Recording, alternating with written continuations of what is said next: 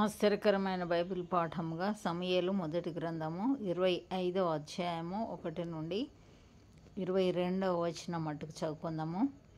సమూయేలు మృతి నొందగా ఇశ్రాయేలీలందరూ కూడుకొని అతడు చనిపోయెనని ప్రలాపించుచు రామాలోనున్న అతని ఇంటి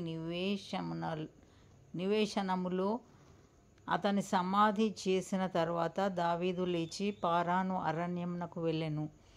కర్మెలులోని మాయోనునందు ఆస్తిగలవాడొకడు కాపురముండెను. అతడు బహుభాగ్యవంతుడు. అతనికి 3000 గొర్రెలును 1000 మేకలును ఉండెను. అతడు కర్మెలులో తన గొర్రెల బొచ్చు కత్తిరించుటకై పోయి ఉండెను. అతని పేరు నాబాలు. అతని భార్య పేరు అబీగయీలు. ఈ స్త్రీ సుబుద్ధి గలదై రూపసి అయి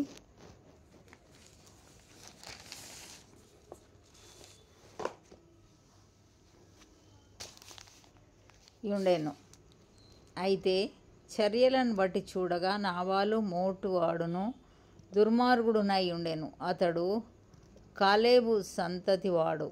నాబాలు గొర్రెల బొచ్చు కత్తెర వేయించుచున్నాడని అరణ్యమందున్న దావీదు విని తన పనివారిలో 10 మందిని పిలిచి వారితో ఇట్లనెను, మీరు కర్మెలునకు నాబాలు నొద్దకు పోయి నా పేరు చెప్పి కుశల ప్రశ్నలు అడిగి ఆ భాగ్యవంతునితో నీకును నీ ఇంటికిని నీకు కలిగిన అంతటికిని క్షేమమవునుగాక అని పలికి ఈ వర్తమానము తెలియచెప్పవలెను. నీ యొద్ద గొర్రెల బొచ్చు కత్తిరించువారున్నారను సంగతి నాకు వినబడెను.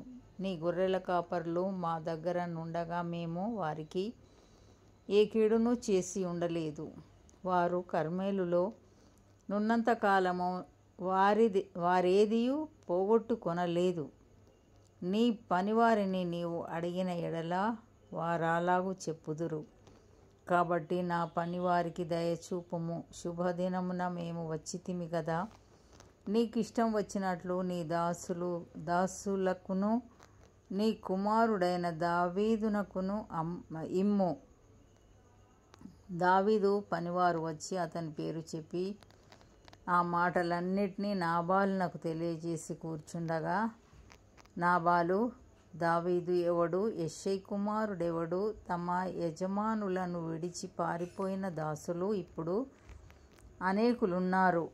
నేను సంపాదించుకొనిన అన్నపానములను నా గొర్రెల బొచ్చు కత్తిరించు వారి కొరకు నేను వధించిన పశుమాంసమును తీసి నేను బొత్తిగా ఎరుగని వారికిత్తునా అని దావీదు దాసులతో చెప్పగా దావీదు పనివారు వెనుకకు తిరిగి దోవ పట్టుకొని పోయి అతనికి ఈ మాటలన్నీ తెలియచేసిరి. అంతటా దావీదు వారితో, మీరందరూ మీ కత్తులను ధరించుకొనుడనగా వారు కత్తులు ధరించుకొనిరి. దావీదు కూడాను కత్తి ఒకటి ధరించెను. దావీదు వెనుక దాదాపు 400 మంది బయలుదేరగా 200 మంది సామాను దగ్గర నిలిచిరి. పనివాడు ఒకడు నాబాలు భార్య అయిన అబీగయీలుతో ఇట్లనెను, అమ్మా, దావీదు అరణ్యములో నుండి మన యజమానుని కుశల ప్రశ్నలు అడుగుటకై దూతలను పంపించగా అతడు వారితో కఠినంగా మాట్లాడెను. అయితే ఆ మనుషులు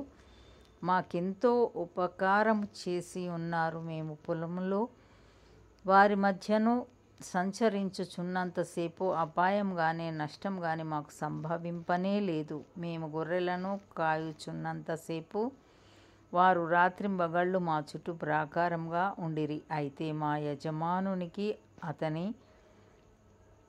ఇంటి వారికందరికిని వారు కీడు చేయ నిశ్చయించి ఉన్నారు గనుక ఇప్పుడు నీవు చేయవలసిన దానిని బహుజాగ్రత్తగా ఆలోచించుము. మన యజమానుడు బహు పనికి మాలినవాడు, ఎవనిని తనతో మాటలాడనీయడు అనెను. అందుకు అబీగయీలు నాబాలుతో ఏమీ చెప్పక త్వరపడి 200 రొట్టెలను 2 ద్రాక్ష రసపు తిత్తులను వండిన 5 రొట్టెల 5 గొర్రెల మాంసమును 5 మానికల వేచిన ధాన్యమును 100 ద్రాక్ష గెలలను 200 అంజూరపు అడలను గార్ధబముల మీద వేయించి మీరు నాకంటే ముందుగా పోవుడి, నేను మీ వెనుక నుండి వచ్చేదనని తన పనివారికి ఆజ్ఞనిచ్చి గార్ధబము మీద ఎక్కి పర్వతపు లోయలోనికి వచ్చుచుండగా దావీదును అతని జనులను ఆమెకు ఎదురుపడిరి. ఆమె వారిని కలుసుకొనెను.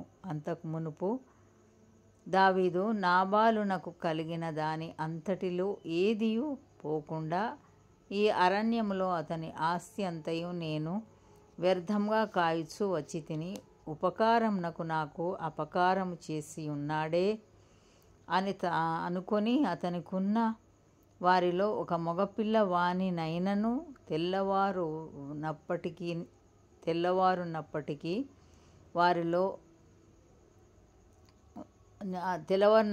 నేనుండనియ్యను, లేదా దేవుడు మరి గొప్ప అపాయము దావీదు శత్రువులకు కలుగజేయునుగాక అని ప్రమాణం చేసి ఉండెను.